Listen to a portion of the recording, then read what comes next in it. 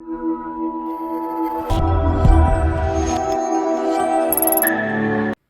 Student, आज का हमारा एक इंपॉर्टेंट इडियम है ए क्राई इन द विल्डरनेस।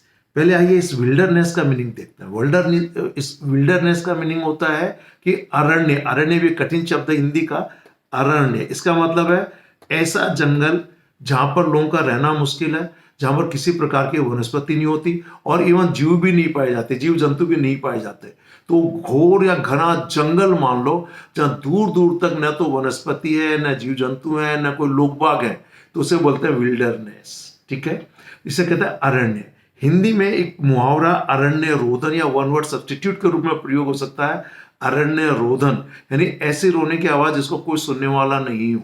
तो अगर किसी जंगल में जाकर अगर आवाज लगाओ या रोवो तो दूर दूर तक उस पर कोई ध्यान देने वाला नहीं होता है, आपके आवाज को कोई सुनने वाला नहीं होता है। इसलिए कहते हैं कि ऐसी बात, मुद्दा, मांग, चेतावनी आदि जिस पर कोई ध्यान न दे, क्योंकि ऐसे जंगल में जाकर अगर आप आवाज भी देंगे तो उसे कोई सुनने वाला नहीं है। It means an unheeded issue. Unheeded का मतलब इस पर ध्यान नहीं दिया जाता हो। An unheeded issue, problem, demand, warning etcetera, कि कोई ऐसा मुद्दा, कोई ऐसी समस्या, कोई ऐसी मांग, कोई ऐसी चेतावनी जिस पर कोई ध्यान नहीं देता है। आइए और अच्छे से इसको समझने के लिए कुछ एग्जाम्पल सेंटेंसेस देखते हैं। जो मैंने यहाँ 3 एग्जाम्पल दिए हैं, इनसे आपके दिमाग में सिचुएशन बनेगी। पहला सेंटेंस है, he tried to expose the vast corruption in the country but it was a cry in the wilderness, कि उसने भ्रष्टाचार को देश में एक्सपोज करने का कोशिश की, लेकिन ये ऐसा ही था जैसे कि किसी वन के अंदर जाके कोई बात कही जाए, यानी कोई उसको सुनने वाला नहीं था। उसने तो कोशिश की कि करप्शन देश के अंदर बहुत ज्यादा है, लेकिन उनके इस कोशिश को कोई ध्यान देने वाला या सुनने वाला नहीं।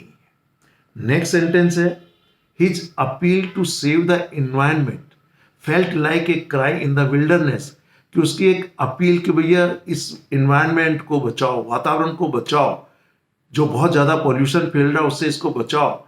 लेकिन उसकी ये जो अपील थी वो ऐसे ही हुई जैसे कि जंगल में जाकर आवाज लगाना, और जंगल में जाकर आवाज लगाओगे तो कोई सुनने वाला नहीं होता है।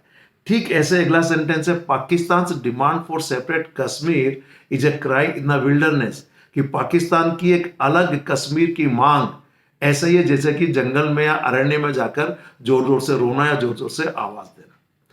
अब ये तो था एक क्राई इन द विल्डरनेस, लेकिन इन द विल्डरनेस अपने आप में एक मुहावरा है। जरा सिचुएशन समझिए।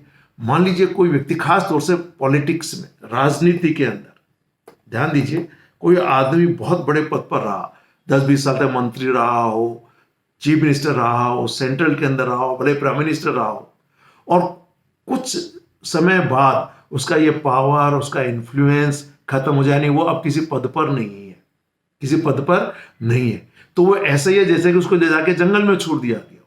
इसलिए एक सेंटेंस मैंने यहां पे लिखा है, after 3 years in the political wilderness, कि 3 साल के राजनीतिक वनवास के बाद, यूं मान लो आप एक तरीके से इसको, वनवास का मतलब वन, जिसे कहते हैं वन, जंगल, कि 3 साल के राजनीतिक विल्डरनेस के बाद यानी एकांत के बाद, he has been appointed as director of a bank, उसको एक बैंक का डायरेक्टर अपॉइंट किया गया है। कहने का मतलब यह है कि 3 साल पहले वो राजनीति के शिखर पर रहा होगा, उसकी बहुत पूछ होती होगी, बहुत प्रभाव उसका रहा होगा, किसी बड़े पद पर रहा होगा, लेकिन अब किस में है वो? Political wilderness. जैसे वर्तमान में आपको ध्यान, हमारे देश के प्रधानमंत्री डॉक्टर मनमोहन सिंह 2 बार प्रधानमंत्री रहे, लेकिन अब किसी पॉलिटिकल पोस्ट पर नहीं है, अपना अकेला अपना जीवन बिता है। तो कह सकते हैं कि now days doctor Manmohan Singh is living in political wilderness. Clear? तो बहुत अच्छा मुहावरा है। दोनों ईडियम कॉम्पिटिटिव एग्जामिनेशंस के लिए काफी इंपॉर्टेंट है। Thank you very much, have a nice day.